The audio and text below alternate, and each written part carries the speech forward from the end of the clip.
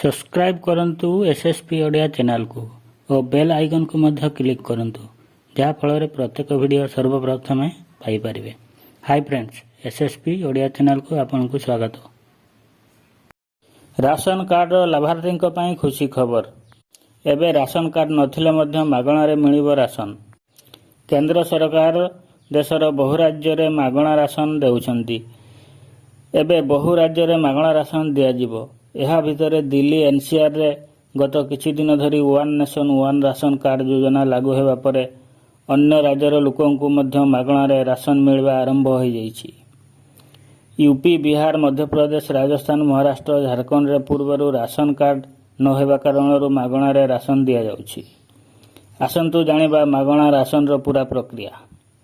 ଏହା ସହିତ ଦେଶରେ ନୂଆ ରାସନ କାର୍ଡ ସହିତ ପୁରୁଣା ରାସନ କାର୍ଡରେ ନାଁ ଯୋଡ଼ିବା ଓ ହଟାଇବା ର କାମ ଚାଲୁଛି। କିନ୍ତୁ ଏଥିପାଇଁ ଜରୁରୀ ହେଉଛି ଆପଣ ରାସନ କାର୍ଡର ଆଧାର କିମ୍ବା ବ୍ୟାଙ୍କ ଖାତା ସହ ଲିଙ୍କ ରହିବା ଦରକାର। ଉତ୍ତରପ୍ରଦେଶ, ମଧ୍ୟପ୍ରଦେଶ, ହରିୟାଣା, ବିହାର, ଝାରଖଣ୍ଡ, ଉତ୍ତରାଖଣ୍ଡ ଓ ଦିଲ୍ଲୀ ଏନସିଆରରେ ସସ୍ପେଣ୍ଡ କାର୍ଡକୁ ମଧ୍ୟ ଏବେ ନିକଟରେ ଲିଙ୍କ କରାଯାଇଛି। ଦିଲ୍ଲୀ ସରକାରଙ୍କ ପକ୍ଷରୁ one nation one ration card ଯୋଜନା ଅନୁସାରେ ରାସନ ବିତରଣ ଏବେ ସମସ୍ତ ଇପିଓଏସ୍ ମାଧ୍ୟମରେ ଲାଗୁ କରାଯାଉଛି। ଏବେ ଏହା ଅନୁସାରେ ଲାଭାର୍ଥୀଙ୍କୁ ବିନା କାର୍ଡରେ ମଧ୍ୟ ମାଗଣା ରାସନ ମିଳିପାରିବ। କିନ୍ତୁ ଏଥିପାଇଁ ଆପଣଙ୍କୁ କାର୍ଡ ଆଧାର କିମ୍ବା ବ୍ୟାଙ୍କରୁ ଲିଙ୍କ କରିବା ବାଧ୍ୟତାମୂଳକ ଅଟେ।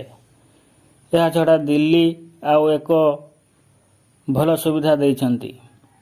ତାହା ହେଲା ଆପଣଙ୍କର ଦେହ ଭଲ ନାହିଁ କିମ୍ବା ରାସନ ଦୋକାନକୁ ଯାଇ ଆଣିବାରେ ସକ୍ଷମ ନୁହେଁ, ତେବେ ଅନ୍ୟ ଜଣେ ମଧ୍ୟ ଆପଣଙ୍କର ରାସନ ଆଣିପାରିବେ।